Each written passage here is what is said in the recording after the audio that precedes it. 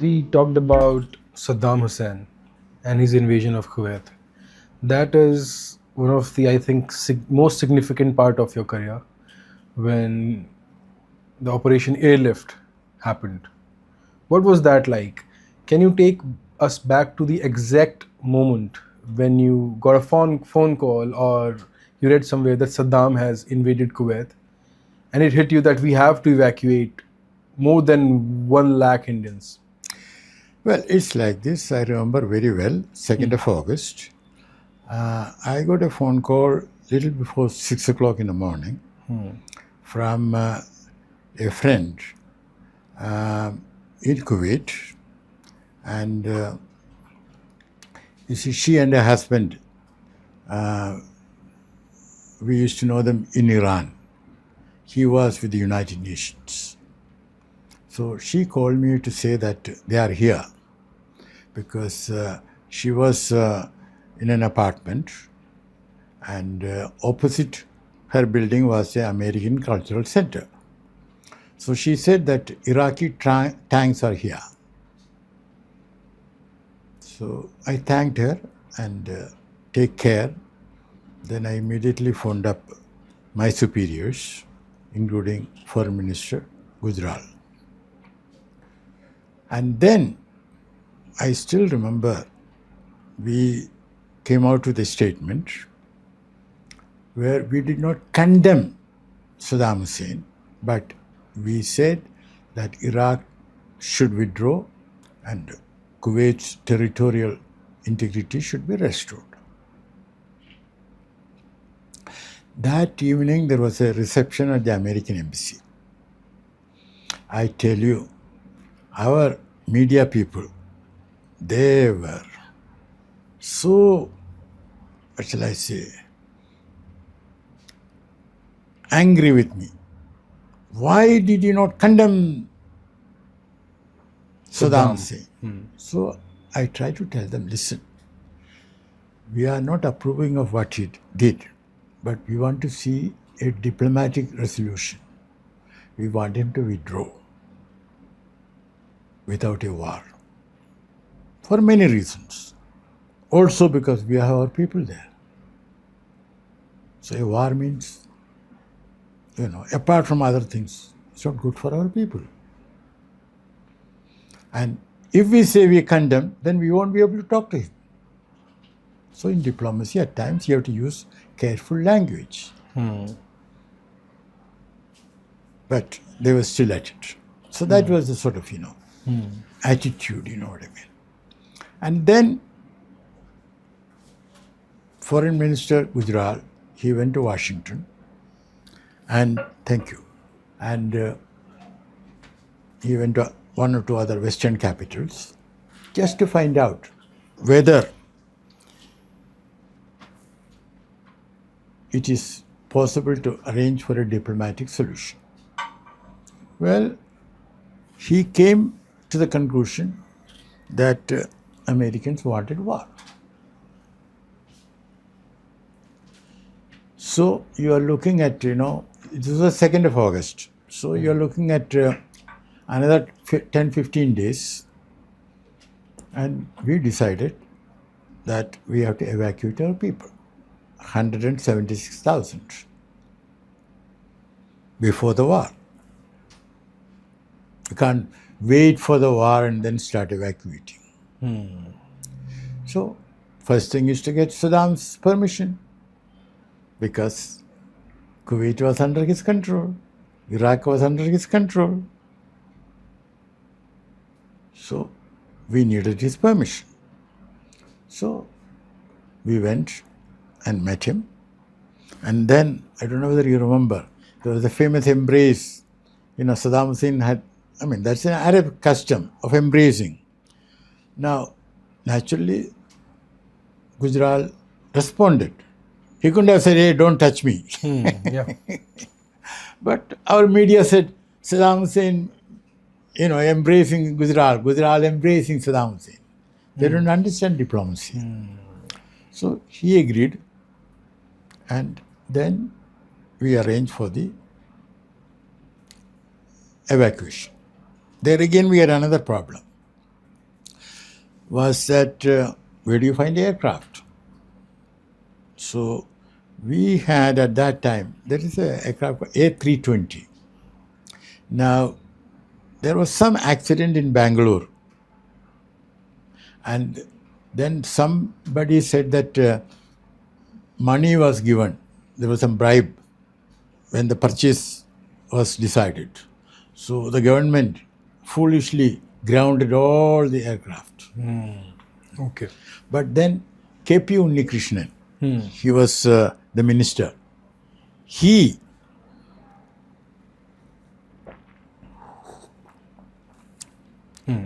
looked up the papers and he got the cabinet to pass a decision that these aircraft can be used. So we were able to arrange for evacuation without affecting Air India's normal operations. Then something else happened. I went to Amman after 2 or 3 weeks, and the Air India manager came to meet me. Breakfast. He came with a long face. So I asked him, what's the matter? So he said, sir, they have walked out on me. They meaning the crew had walked out on him previous night at 10 o'clock or something like that. That means the flight was not taking off, and he had to take care of old people and young mothers with small babies. Infants, yeah. You can't mess up the aerodrome, no? So I asked him why. Oh, the passengers came late. But you know what you have to understand is the passengers came late not because they wanted to come late. They came late for reasons beyond their control. Because they were accommodated in schools and other buildings far away from the aerodrome, and they were coming by bus arranged by the embassy. But any Jordanian policeman can stop your bus and look at your face, ask for your passport, look at the passport photograph and your face 4 times. Now, if there are 70 passengers, it will take time. Yes. Another funny thing is that after one policeman has done it, 3 kilometers away, another policeman can stop the same bus. Actually, what our ambassador there should have acted, he should have employed some young Jordanian university graduates, students. Tell them that you are the liaison officer. So when the Jordanian police will come, she will tell them, listen, these are the Indians whom our government has agreed. You know, what is there to check? That's the way to do it. You know. Absolutely. But ambassador didn't do it because when I asked him, he said, no, but we haven't got permission. I said, why do you need permission? In an emergency, you have to act. Don't worry about permission. Give them, a good, handsome daily allowance. Stipend, something like that. $20, $25. Let them be happy, but they will do what you want them to do. Anyway, so I'm sorry. Sorry, it's all right. The Air India manager said, I should speak to the crew and the pilot, or I should speak to Civil Aviation Secretary or Minister. I said, let me think about it. I thought about it, and it occurred to me, that's not going to work. You need to think out of the box. So Firdaus Kirgamwala. Firdaus is a Persian word. The word paradise comes from Firdaus. Yeah. Firdaus had joined the foreign service, but he didn't like it. So he had gone back to the Hindu, where he was before he joined the foreign service. The newspaper. So he was in Bahrain and he was covering the whole area. So no cell phone, but I got through to him and I said, Firdaus, I want you to carry a story. What is the story? Story is that we are facing a national emergency and we all have to learn from Air India. Because it doesn't matter how late the passengers come. 1 hour late, 3 hours late, 7 hours late. It doesn't matter. Air India is there with that bright smile and namaste. So he said, Fabian, is it true? I said, it's not true. But if you carry the story, it will be true tomorrow. But how can I carry if it's not true? I said, I'll tell you. You quote verbatim a senior joint secretary to Government of India. Nobody will find fault with you. So, take down what I am saying. He agreed. Well, the next day, Air India manager came with a big, beaming, smiling face. So I said, what happened? Because the previous day he had refused to take even coffee. He was so upset. So he started saying something. But I said, before that, I want you to order a 3-egg omelette and coffee. Then we will talk. So he said, sir, there is no problem now. They have told me that there will never be any problem. However late the passengers, it doesn't matter. So I said, why? How? Oh, they say that there was a meeting of the crew, Association of Crew in Bombay, and another meeting of the Guild of the Pilots. And they said that there is high praise for Air India. So there should be no problem. And Air India was a government Yeah, airlines yeah. then, right? So there should be. It's okay. I didn't tell him that I had spoken to the media. So it worked. So at times, you have to praise people. You played Hanumanji. You have to get what you want. You didn't tell him that you already talked to the media. Then another thing is that, again, I went to a place where our people were accommodated. And our people told me that they were not getting bottled water. Because what was happening is that it was a big building. This side our people, this side the Filipinos. When the truck with the bottled water comes, the Filipino women will flirt with the security guards. So the truck goes to that side first. Okay. They will pick up. And at some point, it will come to our side, but not enough bottles. What do you do? So I decided to talk to Abu Dhabi. I wanted to talk to the president of the Indian Women's Association, that is the ambassador's wife. First, it's customary that the ambassador's wife is the president. So I called up the ambassador, Sethi, had a conversation, and then I said, now listen, I want you to speak to your boss. Is she around? She said, yes. So I told her, this is the situation. Can anything be done? She hardly took 4 seconds. Fabian, it'll be done. You will get your bottles maybe 30 or 35 minutes. Thank you, I said, I'll wait. Well, a big truck came after 30 minutes and the driver asked for me. So I said, fine. I had asked our people how many bottles you want. So they took, and then I said, the rest can go to the Filipinos. And another thing I noticed was that, the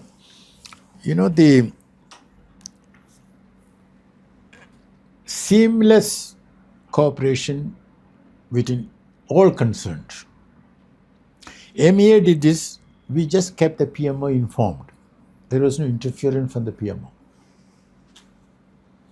What we did was that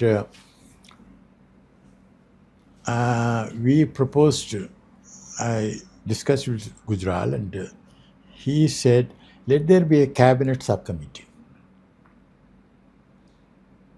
So, cabinet subcommittee to be chaired by him. So, finance and others who come, ministers will come, but mostly MOS status, Minister of State. But and then I told the additional secretary in the cabinet secretariat, listen, we are giving you so much trouble. If you agree, I will be the secretary of the cabinet subcommittee. Of course, all papers will come to you. You will be fully in the picture. So, in other words, Gujral was chairing, I was drawing the minutes. We could control the agenda. And once the cabinet subcommittee had taken the decision, that was the end of the story. No other ministry will say, hey, we didn't agree, we don't agree. In fact, it was so smooth that the Air India manager will call me in the morning from Amman. Sir, tomorrow, 3,342 passengers. We were so busy, I will say, thank you, bye. And then I will use the racks, the intercom, call up the civil aviation secretary. Sir, 3,342. Thank you, sir. No small talk. We had no time. And I didn't have to bother. Enough aircraft will go there. Enough flights will be there. So smooth. And even with the state government, we got permission to send food to Kuwait because, there was a UN embargo. Nothing can be sent to Kuwait. But we got permission. Our PR, Garia Khan, she got the permission. So, was there a moment in those months where you had to bluff or to do something unofficial No, not just to get things moving? No. We have played it Straightforward. Yeah. So, Garia Khan phoned us up saying that permission has been granted. And the next day at 11 o'clock, Shipping Corporation of India calls me. Our ship, such and such, is going to be in Kochi this afternoon. It will be there for 24 hours. You have to load it. It will go to Kuwait. Well, I called up the chief secretary in Thiruvananthapuram. I said, this ship is there. This is the tonnage. It has to be filled with food items. So he said, which? Give me the list. I said, I'm sorry, I can't give you the list. But keep in mind that about 45% are from Kerala. But then there are Bengalis, Kannadigas, Punjabis, and others and others. So have a mix. Fine. He said, will be done. Put down the phone. And it occurred to me that I had not told him that we will pay for it. MEA will pay for it. So I called him up. I'm sorry I didn't tell you, but we will pay for it. Fabian, forget about it.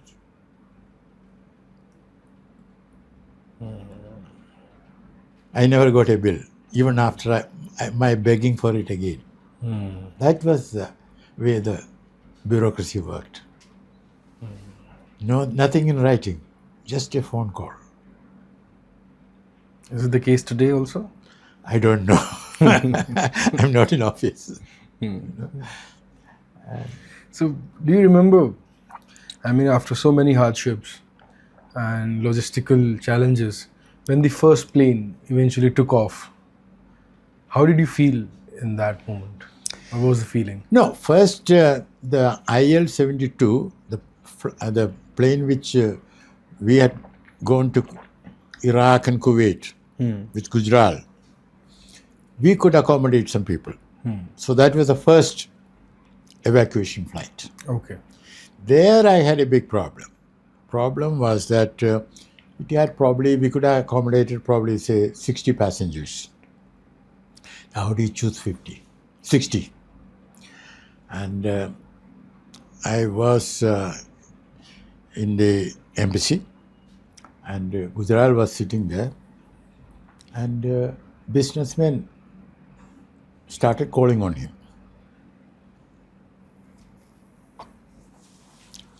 And every businessman, after he comes out of the minister's office, will come to me, give me his visiting card, and tell me 3 seats. Because he had made Gujarat initial 3 seats. So first 2 cards I took. Thank you. Let me see. But when I got the third, I got worried. Because these businessmen are healthy looking men. Our flight should not be carrying just healthy looking men. We have to give priority to old people and young mothers with babies, things like that. So before the 4th businessman, I walked into Gujarat's office. I said, "Sir, I have to talk to you. This is not on." So, Fabian, what do you want? I said, we have to have an arrangement so that all the communities are represented. At least we should go through the motion of asking them. So what will you do? Oh, I will ring up the Malayali Association, the Bengali Association, and ask them to give some names. He said, fine. But then he said, what happens to these people who come to me? So I said, sir, you can't put 3 seats, 4 seats in the initial. He said, no, Fabian, I have to do it. I said, all right, sir. Then when it comes to me, I will tell them we will do our best. Nothing more than that. He said, fine. So this thing went on. And then at any point of time, the embassy had 7 phone lines, landlines. At least 6 of them were numbers asking for me from the various people. Meanwhile, I also phoned up the associations. And to my surprise, the Malayali Association, I am a Malayali, they said, oh, Mr. Fabian, we can't give you the names because our executive committee has to meet. I said, let the committee meet? No. That we have to give 48 hours notice. So I said, you can have a meeting, but we shall be in Delhi tomorrow.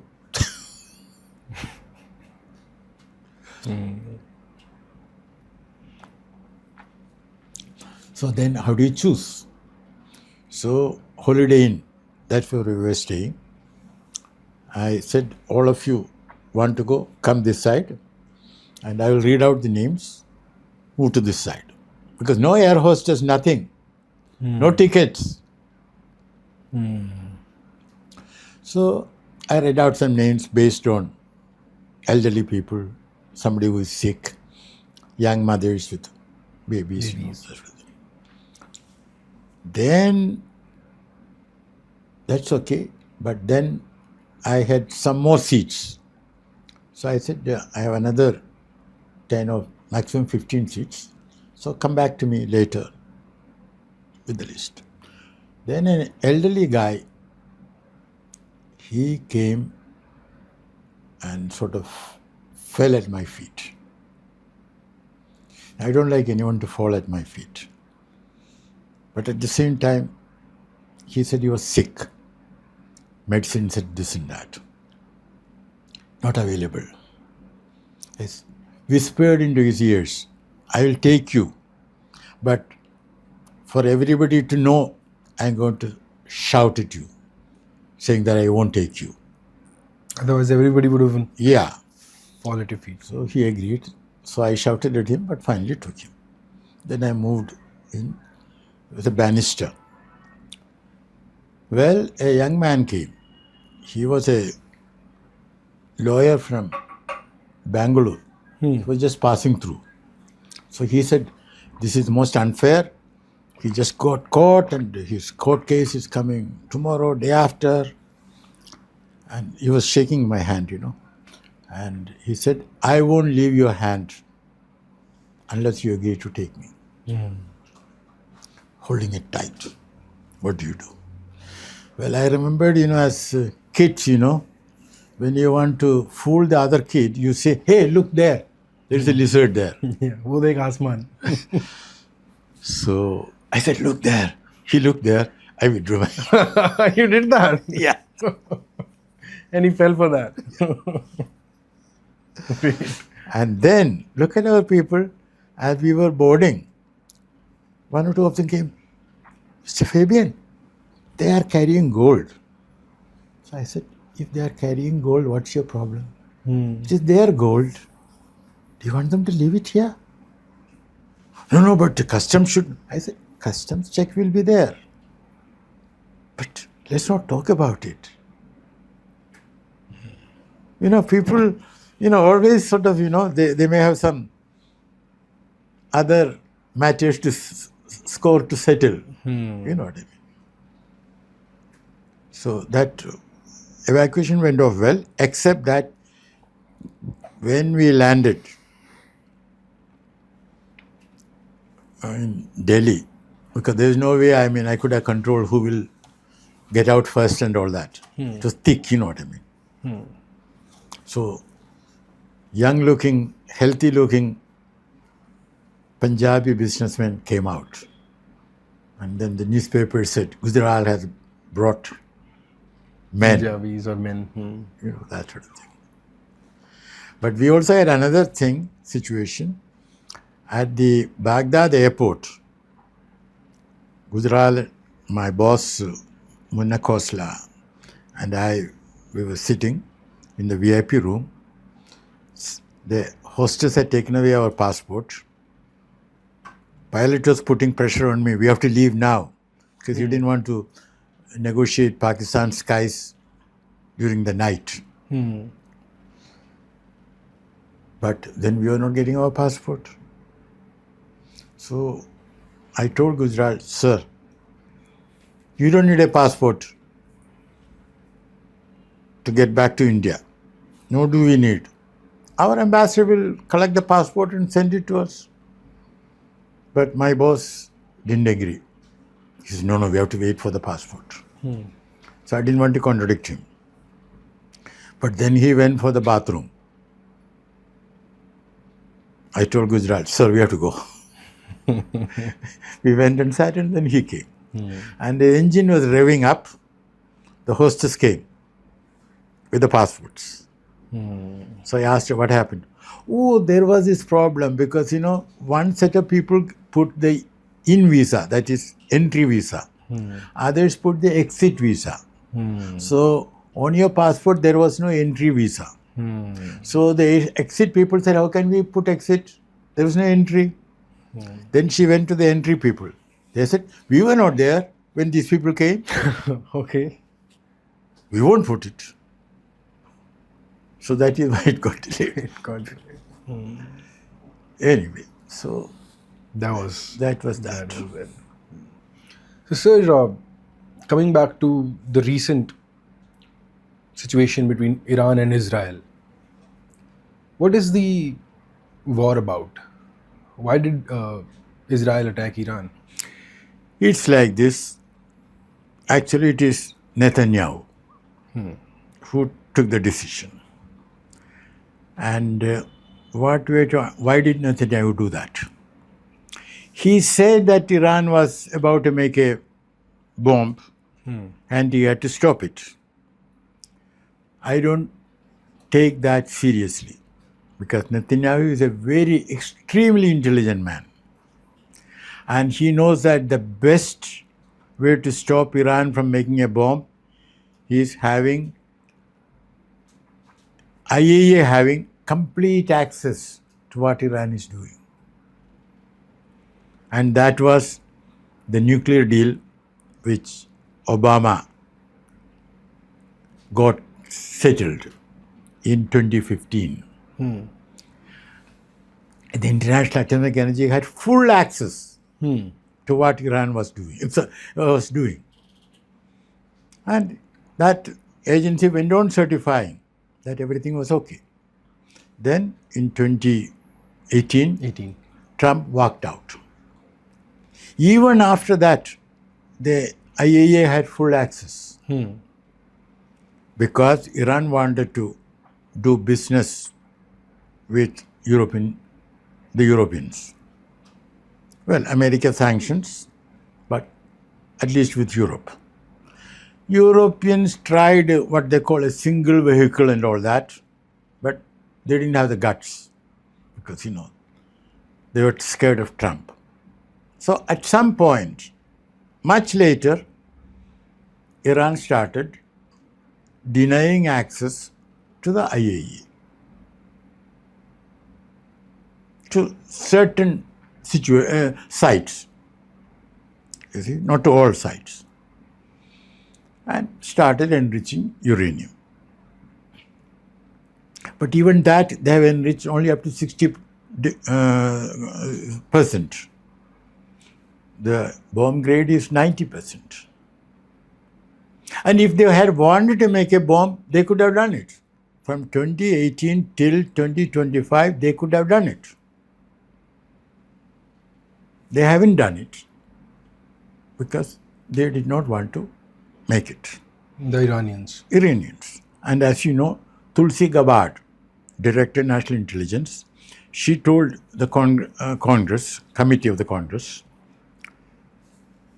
25th of March this year, that the assessment was Iran was not pursuing nuclear weapons. But of course, Trump said that it's nonsense, she doesn't know. Trump took what Netanyahu was saying. So why did Netanyahu want to attack? There is another reason. Because Netanyahu knows that if sanctions are revoked, then Iranian economy will grow and Iran will be a rival to Israel. And Netanyahu wants Israel to be the hegemon in the region without a rival. So he didn't want Iran to be a rival, which means, there should be no sort of nuclear deal, and Iran has to be attacked, and even regime change, so that Israel is a power to which everyone else should give respect and obedience. That is why he did it. And another thing is, they have got the Greater Israel Project. In fact, in the Bible, it is said, Jehovah will give it to them all the way from the Nile River to Euphrates. In Iraq. And then, they want the West Bank and Gaza. From the Jordan River to the Mediterranean Sea. And they want to get rid of the Palestinians by any means. They want to destroy them? Fair or foul. Fouler the better. That is their attitude. लेकिन Netanyahu चाहते क्या हैं? क्या सब फ़लस्तीनियों को तबाह करना चाहते हैं? Yeah. Completely obliterate them? Yeah. He doesn't mind even killing them. But then, 2 million people, बहुत टाइम लगेगा. अभी कर रहा है. क्योंकि हिटलर भी ये किया नहीं है.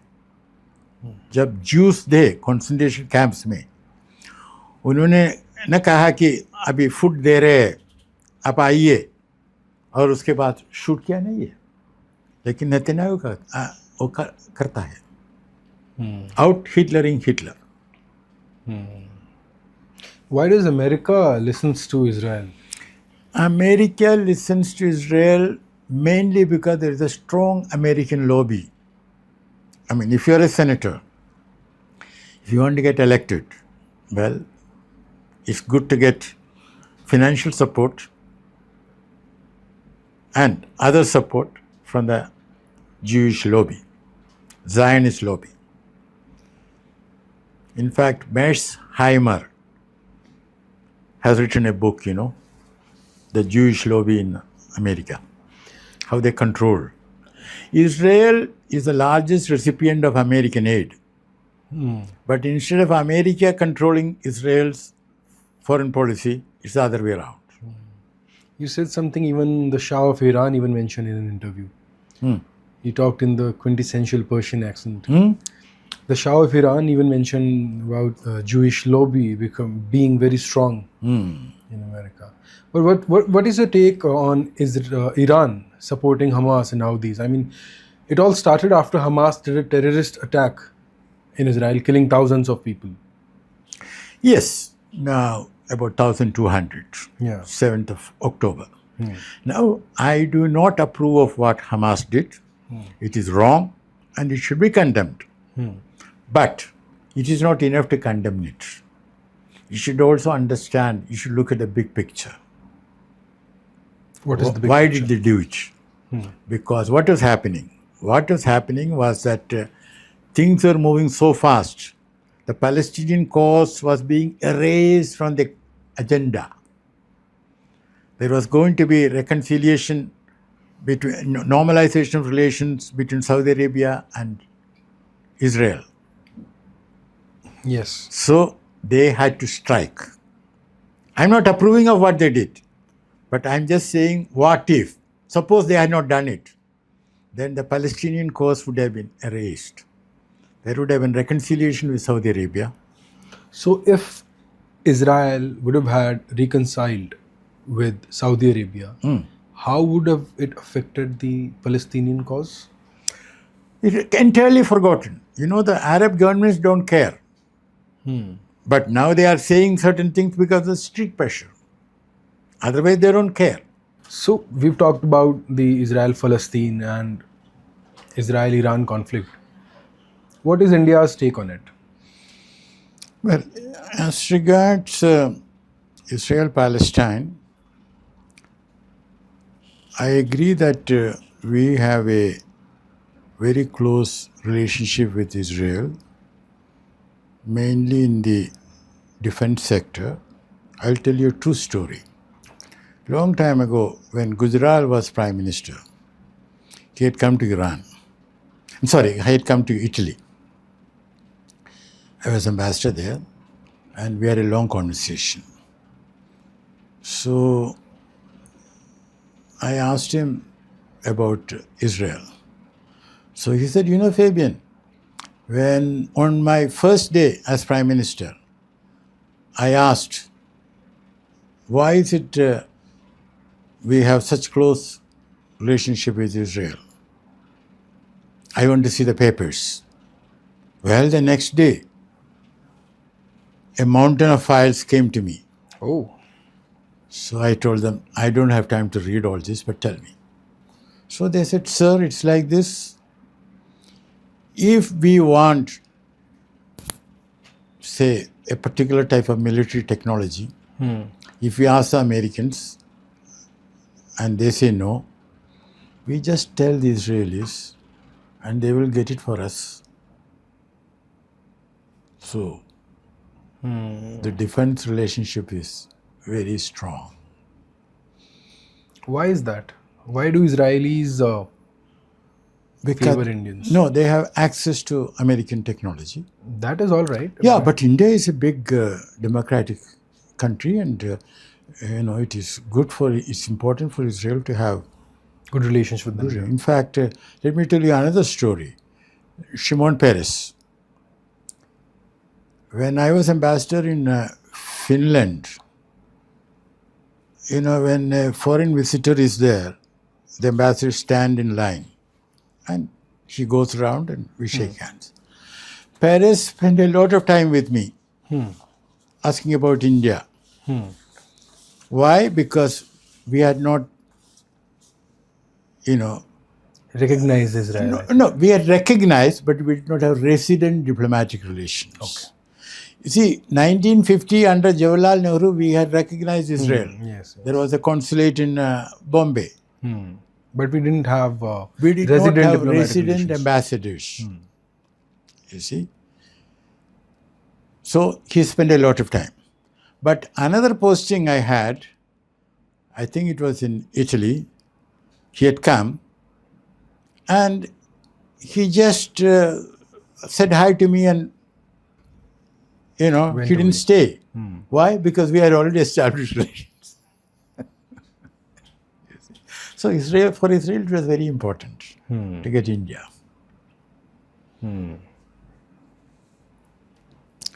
So I personally think that it is possible for Indian diplomacy to keep the good relations with Israel and at the same time not to deviate from our traditional position on Palestine. It's possible. We have to make the effort. Now, coming to Iran and Israel, see, we are doing a tightrope walking because both countries are important to us. With Iran, we have a, millennia relationship. As you know, how did we get the name India? See, Sindhu River. Now, Iranians had a problem in pronouncing S. So they call it Hindu. So it's Hindu. So the people who are living there became Hindus. So the Pakistanis are actually Hindu. No, I'm just talking about ancient. I'm just joking. And then of course, the word traveled. Hindu in French, L''Hindu, but you pronounce it Hindu. H is not pronounced. Inde in Greek. Then Indian, and in German, then India. In fact, there was a time in the first decades of the 20th century, say before the war, First World War, if you go to France, they will ask you, are you a Hindu? Meaning, are you an Indian? And if you say yes, then they will ask you, are you a Muslim? Because Hindu didn't mean Hindu, it meant Indian. You see? And Soma and Homa, you know that. Yeah. Oh, Zenda, Avesta and Vedas have. Yeah. Yes, of course. That You is see? there. So, we have an ancient relationship which we don't have with Israel. It is true that some Jews came to Kerala in 67 when Romans destroyed the temple. Then, of course, later also they came. And there is a synagogue in Kochi. And by 67, you mean 67 AD, not 1967. Yeah. No. Yeah. I wanted to clear that up with the Yeah, audience. of course. First century. But, as I said, Israel is important. And we are doing this tightrope walking, which is a correct thing. Okay. But does Iran's Islamic regime consider their old culture to be something? Does it still hold that significance? They do. So Iran's political regime, whether Islamic, is not like Taliban. It's not No, it's that not like puritanical. Taliban. It's not What's like the difference? See, Taliban, what shall we say? Taliban is... We know that it's Deobandi. yes, but the point is, they captured power through violence, and they are not recognized now by Russia. Of course, China is doing business with them. But it hasn't recognized them yet. Yeah, but still there are ambassadors. They are engaging with them. They are engaging with them. But, it's not there in the United Nations. So that is different. And then, again, you see, whenever a regime is facing opposition from abroad, it tends to be very authoritarian vis-a-vis its own people. You know what I mean? Because it will find a traitor everywhere. And then, of course, so there is a difference, but And don't forget, Taliban is not inheriting a very ancient civilization. I mean, it is true Afghanistan was, pretty Ancient. old, but, it's not like particular civilization, you know what I mean. In fact, it was under the influence of Iran for centuries. Yes.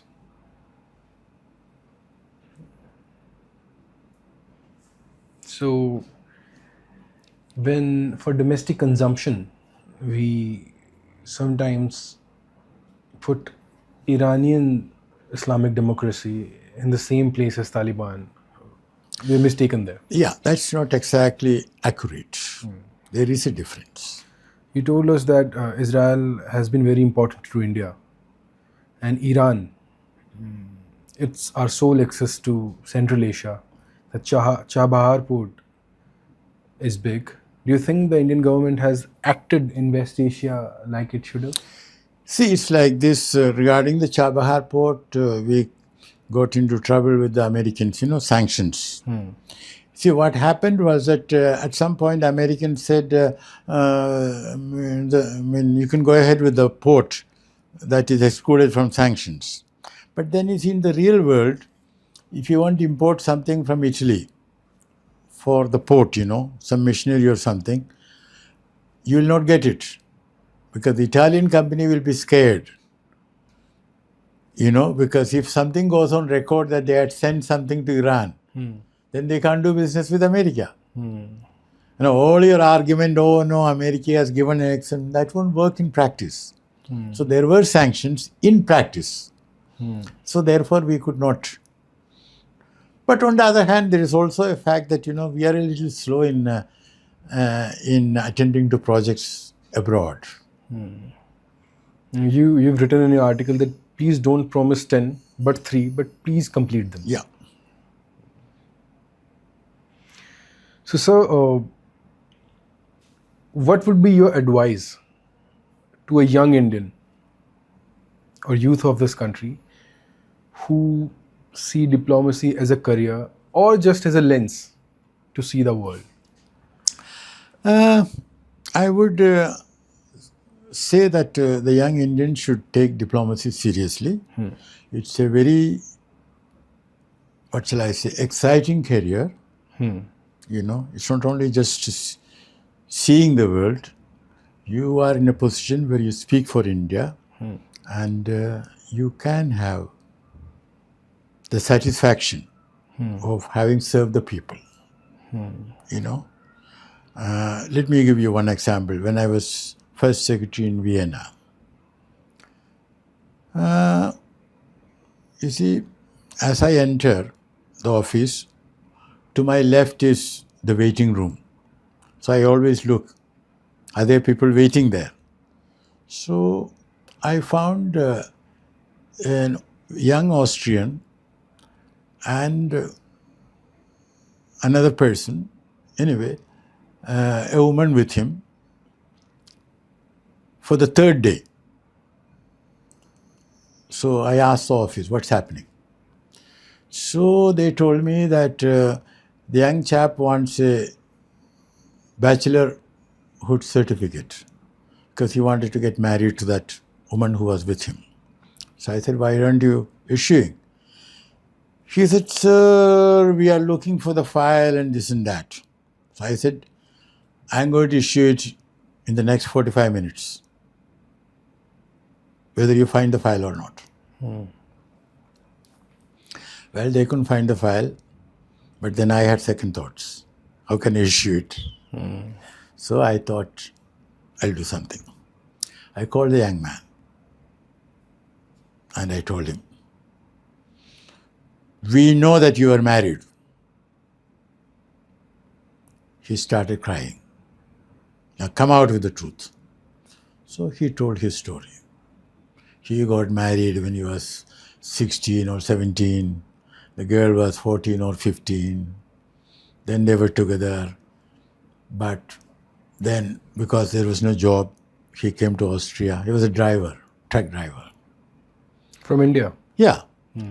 And for the first 3-4 years, he used to send money. and write letters.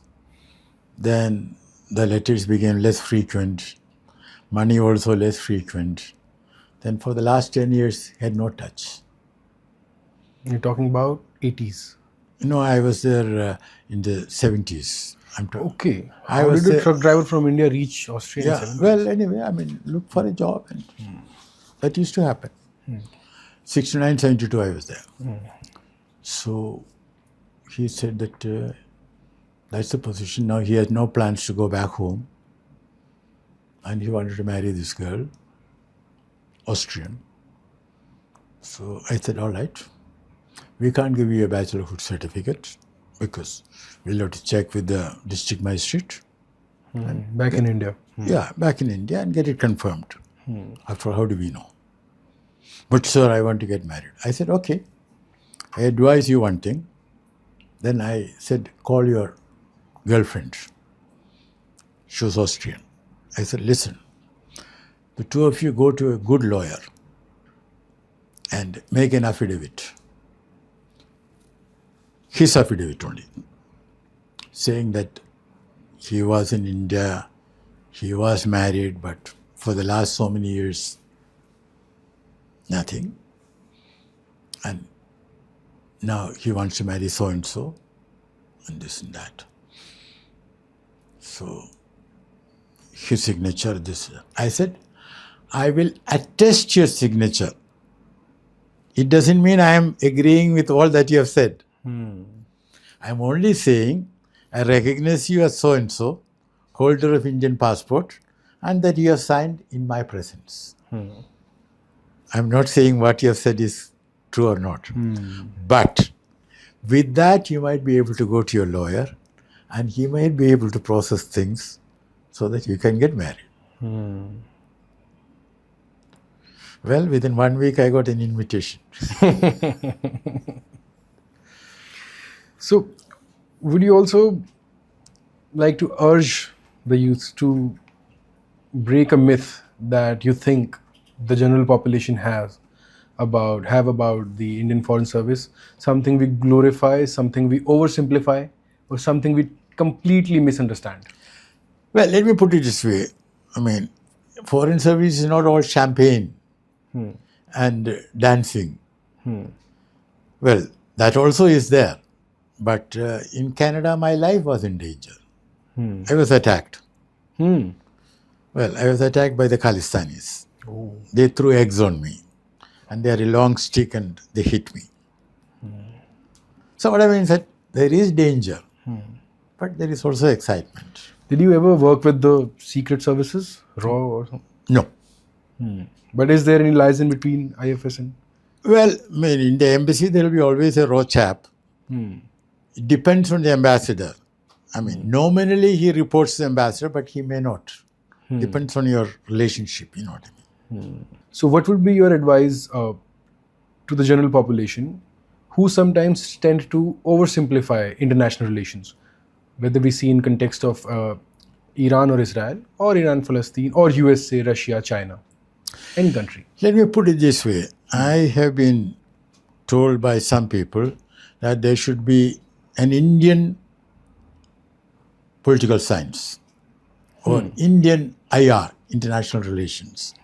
Now, I consider it as absolute rubbish. There is only one science of political science. Of course, we may look at a matter from the Indian point of view. How does it affect India? What are the advantages and disadvantages? That is perfect. That's correct. But if we don't look at it per se as to what is happening and then look at it from the Indian point of view, but we start with the Indian point of view without understanding what it is, it doesn't make any sense. Because sometimes the media here asks me, how does it affect India? I tell them, okay, let's first find out what is happening and then let us see how it affects us. So that, what shall I say, this exaggerated Indo-centric point of view, that doesn't help you understand things. Hyper-nationalism is not good. We should all be patriotic. I'm all for patriotism, but not for hyper-nationalism.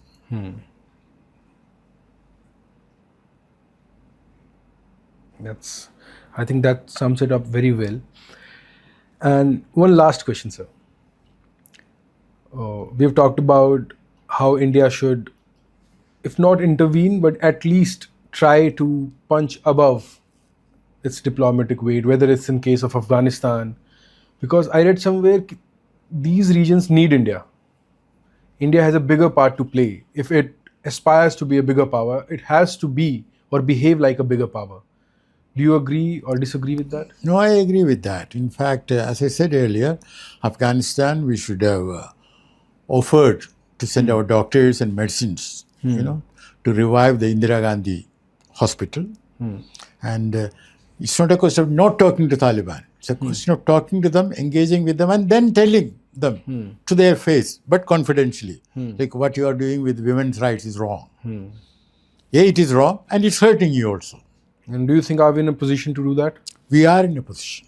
And still we choose not to do that. Well, we sometimes don't do that. Even you take Bangladesh. We know that the last election was rigged.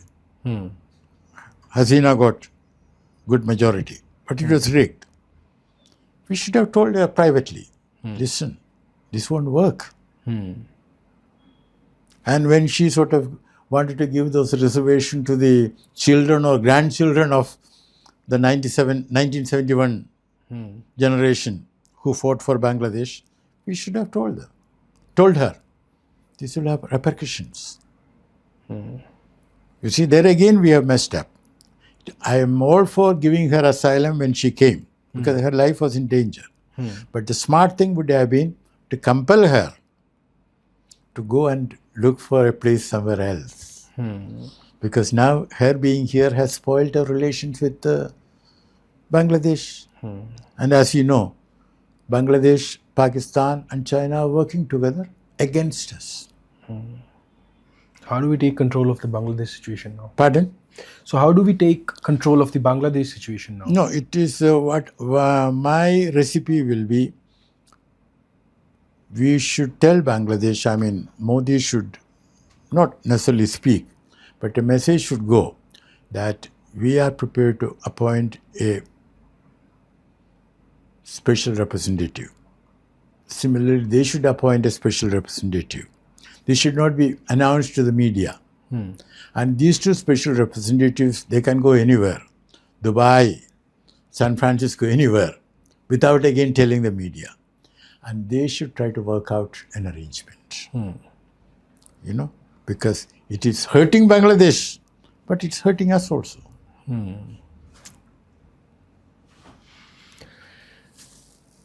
So last question for today, sir, which I expect a summation of every question that, or every discussion that we've had today. If we truly aim for an Indian-style diplomacy, as you frame it, what will it look like? And what does it demand from us, culturally and institutionally? Okay. Now, let me answer that question by answering another question. What is our idea of India 2030 or even 2047? Now, my idea of India, well, it is best in Rabindranath Tagore's poem. But let me explain. I want an India which is economically developed, where there is an India where there is justice, where an India which is inclusive, an India which is able and willing to learn from the rest of the world and share with the rest of the world what India has been able to achieve, whether it is science, philosophy, art, or letter, anything. Give and take. Not Vishwaguru, Vishwamitra. Vishwamitra. Able and willing to share. And a militarily strong India, but strong not for invading other countries. Strong such that nobody dare attack India. Because if attacked, India will give it back in such a manner that the attacker will regret. So military strength is necessary, but not for attacking. For defending our territory. Yeah. And an India which contributes to world peace and conflict resolution. As India did in the 50s. Whether it's a Korean War, Indochina War, Suez Canal dispute, India contributed. India was economically underdeveloped. India was militarily weak. But India was diplomatically strong and active. And when India spoke, the rest of the world listened. That is what I want to see. I would also like to talk about your book, sir. I have it in my hands right now. Diplomacy, Indian Style. Could you tell us our views about that? Well, the whole idea was to write a book about India's diplomacy in a style which is accessible to young people. Because what you have to understand is that you take, say, non-alignment. That was the case during the Cold War, immediately after the Second World War ended, till about 1990. Now, somebody who was born in 1991 will find it very difficult to imagine what was happening then. Yes. So I wanted to write a book primarily meant for the young people. And in a style without much of a jargon. convoluted expressions, plain English. That is the whole idea. And I think you have reached the right audience. And well, with this, we end this episode of the Randomness Pod. I would request you to like it, share it, subscribe to the channel, go to your nearest stores, online, offline, buy Diplomacy Indian Style, read about it, and enjoy your life. Jai Hind.